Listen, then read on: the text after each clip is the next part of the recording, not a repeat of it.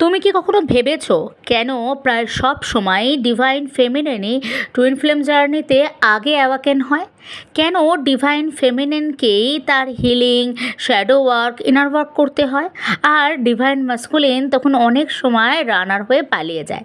এটা কি শুধুই কোইন্সিডেন্স, নাকি এর পিছনে আছে সোল কন্ট্রাক্টের একটা বিশাল গভীর রহস্য? সেটা অনেক টুইন ফ্লেমই জানে না বা বুঝতে পারে না।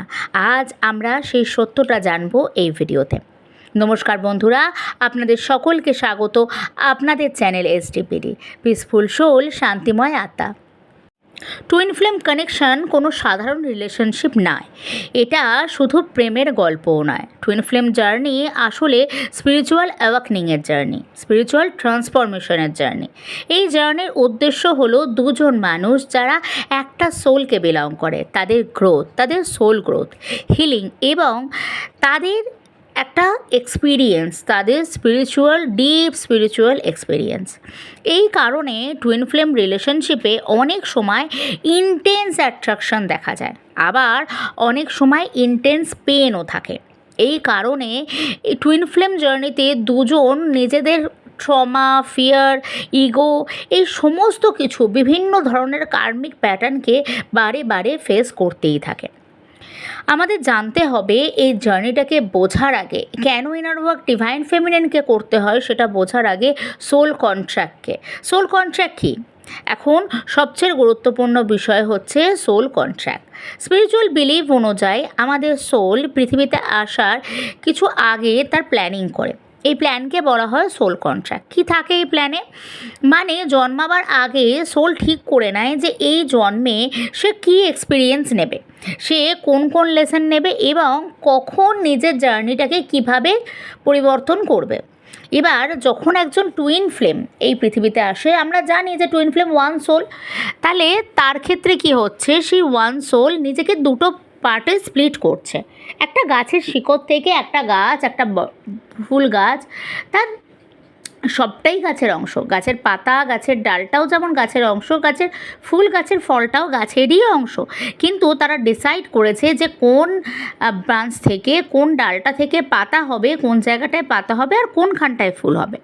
এটা কিন্তু সম্পূর্ণভাবে প্রাকৃতিকভাবে তৈরি এবং সেই ডিসাইডটা কিন্তু আগে থেকেই ঘটা। এখানে কোথাও ডিফারেন্স কিছু নেই, গাছের পাতা বা গাছের ফুলের মধ্যে কোনো ডিফারেন্স নেই, কিন্তু আপেক্ষিক দৃষ্টিতে দেখতে গেলে অনেকটা পরিবর্তন আমরা দেখতে পাই, অনেকটা ডিফারেন্স আমরা দেখতে পাই। ঠিক সেরকমই আমাদের টুইন ফ্লেম জার্নির ক্ষেত্রে সেই সোল যখন দুটো বডিতে স্প্লিট হচ্ছে, অর্থাৎ একটি বডিতে মাস্কুলিন এনার্জি থাকছে এবং একটি বডিতে ফেমিনিন এনার্জি থাকছে, তারা সেই সোল কন্ট্রাক্টের সময় ডিসাইড করে নেয় যে কে কোন বডিতে থাকবে এবং কী ধরনের তারা এক্সপিরিয়েন্স নেবে, কোন লেসন তারা শিখবে এবং একে অপরের সাথে তারা কবে মিলিত হবে। টুইন ফ্লেম কানেকশন অনেক সময় এই সোল কন্ট্রাক্টেরই অংশই থাকে। এর কিছু জিনিস যে একদম আপনার এই লাইফের চয়েস থেকে পরিবর্তন হচ্ছে না এমনটা নয়। সোল কন্ট্রাক্টের পরেও কিন্তু লাইফের চোজেন পাথ থাকে এবং সেখানেই ভূমিকা থাকে আপনার ইনার ওয়ার্কে। কিন্তু কেন ডিভাইন ফেমিনাইনই আগে অ্যাওয়াকেন হয়? আসলে টুইন ফ্লেম জার্নিতে দেখা যায় যে ডিভাইন ফেমিনাইন আগে রিয়েলাইজ করে কানেকশনটা স্পেশাল। ডিভাইন ফেমিনাইনই আগে সিঙ্কোনেসিটাকে নোটিস করতে পারে, ড্রিম এক্সপিরিয়েন্স করতে পারে, টেলিপ্যাথি ফিল করতে পারে। তার কারণ হচ্ছে এটা এক নম্বর তো সোল কন্ট্রাক্ট, যেটা আগে থেকেই ডিসাইড করা আছে। এছাড়া হচ্ছে ডিভাইন ফেমিনাইনই হচ্ছে পাথ ওপেনার হিসেবে থাকে। তার কারণ সে অনেক বেশি ইমোশনাল, অনেক বেশি সেন্সিটিভ, তাই ডিভাইনের সঙ্গে স্পিরিচুয়ালিটির মধ্যে সে অনেক বেশি কানেক্টেড এবং তার স্পিরিচুয়াল গ্রোথ অনেক ডিপ লেভেল থেকে হতে শুরু করে দেয়।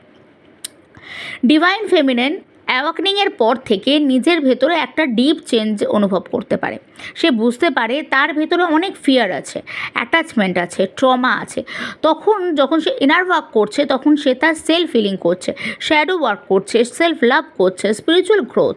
এই প্রসেসটাই তো ইনার ওয়ার্ক। এই পুরো জিনিসটা যেটা তার নিজের ট্রান্সফরমেশন, এটাই তো ইনার ওয়ার্ক। টুইন ফ্লেম জার্নিতে একটা কমন স্টেজ আছে যেখানে রানার ডাইনামিক দেখা যায়। এই রানার চেজার যে সিচুয়েশন, এই সময়টাতে কিন্তু ডিভাইন ফেমিনিনও প্রপারলি আমাকে নয়, সেও কিন্তু চেজ করছে, কিন্তু যখন সে তার ইনার ওয়ার্ক করছে তখন কিন্তু সে তার যে ইন্টেন্স এনার্জি সেটাকে কিন্তু সে হ্যান্ডেল করতে শিখছে। সে এই কানেকশনটাকে যতক্ষণ না হ্যান্ডেল করতে পারে না, তার ভিতরে কিন্তু fear of commitment, ego, karmic attachment, emotional blockages, এই জিনিসগুলো কিন্তু ডিভাইন মাস্কুলিনের মধ্যে অনেক বেশি পরিমাণে থাকে। কিন্তু ডিভাইন ফেমিনিন যখন তার ব্যালেন্স করতে শিখে যায়, তখন ধীরে ধীরে এই জিনিসগুলোকে ডিভাইন ফেমিনিন তার মধ্যে থেকে রিলিজ করে দিতে শুরু করে এবং ডিভাইন মাস্কুলিনও এগুলো থেকে ফ্রি হতে শুরু করে। এই যতক্ষণ না এই জিনিসটা প্রপারলি হচ্ছে, ততক্ষণ কিন্তু এই রানার চেজার ফেসটা চলতে থাকে এবং মাস্কুলিন অনেকবারই ফিরে আসে, আবার দূরে চলে যায়। সেপারেশন আসলে কিন্তু পানিশমেন্ট নয়। অনেক ডিভাইন ফেমিনিনরা ভাবে সে আমাকে ছেড়ে চলে গেছে, কিন্তু টুইন ফ্লেম জার্নিতে সেপারেশন ফেজ আসলে হিলিং ফেজ। এই সময়টা হচ্ছে ইউনিভার্স চায় যে আপনি হিলিং করুন, আপনি নিজেকে চিনুন এবং সেলফ লাভ করুন।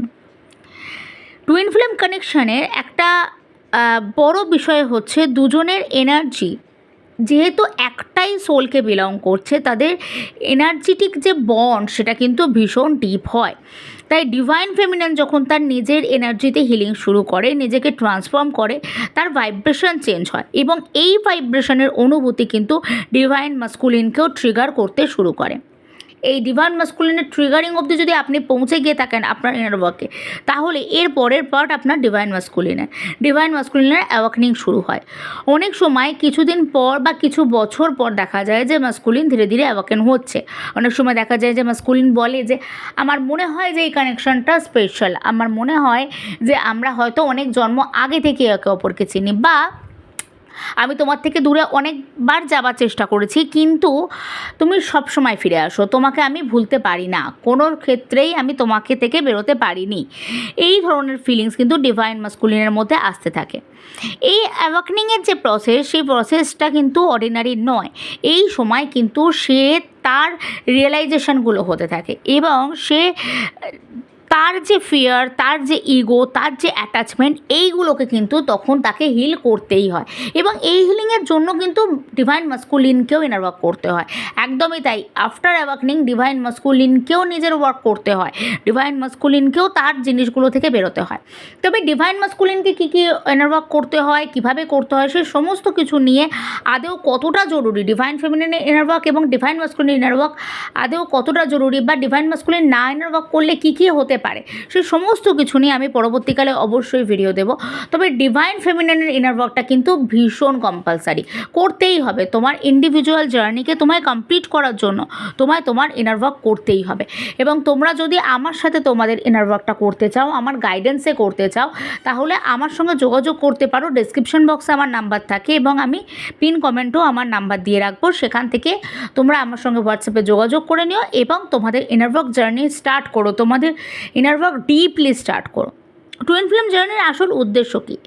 অনেকে টুইন ফ্লেম জার্নির গোল ভাবে শুধুমাত্র ইউনিয়ন, বা অনেকে তো ইউনিয়নও না ভেবে ভাবে ম্যারেজ বা বিয়ে, কিন্তু আসল সত্য কিন্তু ইউনিয়ন নয়, আসল সত্য হলো ট্রান্সফরমেশন। এই জার্নির আসল উদ্দেশ্য হলো সোল ইভলিউশন। আপনার যে সোল জার্নি করতে এখানে এসেছেন, আপনারা তো একই ছিলেন, ওয়ান সোলই তো, আপনি তো একটা পার্সন, ওয়ান বডিতে ছিলেন, তাহলে আপনি কেন এসেছেন দুটোতে?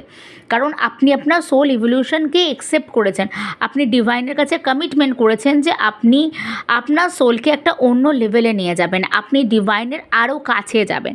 তখনই যখন এই সমস্ত কিছুকে আপনি রিয়েলাইজ করতে পারেন এবং প্রপার সারেন্ডার করতে পারেন এবং আপনার সমস্ত কার্মিক সিচুয়েশন, আপনার সমস্ত ফিগার এবং ইগোকে সম্পূর্ণভাবে ছাড়তে পারেন, তখনই আপনি প্রকৃতপক্ষে একজন ডিভাইন ফেমিনিন বা ডিভাইন মাস্কুলিন হয়ে উঠতে পারেন। এবং এটাই আপনার প্রকৃত inner work. Divine feminine inner ওয়ার্ককে আগে থেকে শুরু করে মাত্র, কারণ সে পার্থ ওপেনার। তাই ডিভাইন ফেমিনিন যে রাস্তাটা খুলছে, সেই রাস্তায় চলতে হবে কিন্তু ডিভাইন মাস্কুলিনকে। তাই তুমি যদি ডিভাইন ফেমিনিন হও এবং তোমার যদি মনে হয় সব এফোর্ট তোমাকেই করতে হচ্ছে, সমস্ত পেন তোমারই, তাহলে মনে রেখো তুমি উইক না, তুমি এই জার্নির পথপ্রদর্শক। তুমি তোমার অ্যাওয়াকনিং, তোমার হিলিং, তোমার ট্রান্সফরমেশন শুধু তোমার জীবনেই না, তোমার এই জার্নিকে চেঞ্জ করতে পারে, তোমার সোলকে চেঞ্জ করতে পারে। এরকম ধরনের আরও ভিডিও পেতে টুইন ফ্লেম জার্নি সম্পর্কে আরও কিছু জানতে এবং তোমাদের যদি টুইন ফ্লেম জার্নি নিয়ে কোনো প্রশ্ন থাকে সমস্ত কিছু আমাকে কমেন্ট করে জানিও এবং এই চ্যানেলের সঙ্গে থেকো সমস্ত টুইন ফ্লেম জার্নির গাইডেন্স পেতে এবং ইনার ওয়ার্ক শুরু করো এবং আমার সঙ্গে যোগাযোগ করো যদি তোমরা পার্সোনালি গাইডেড ইনার ওয়ার্ক করতে চাও। তোমরা দেহ এবং মন থেকে সুস্থ থেকো, নিজেকে ভালোবেসো, সকলকে ভালোবেসো। নমস্কার।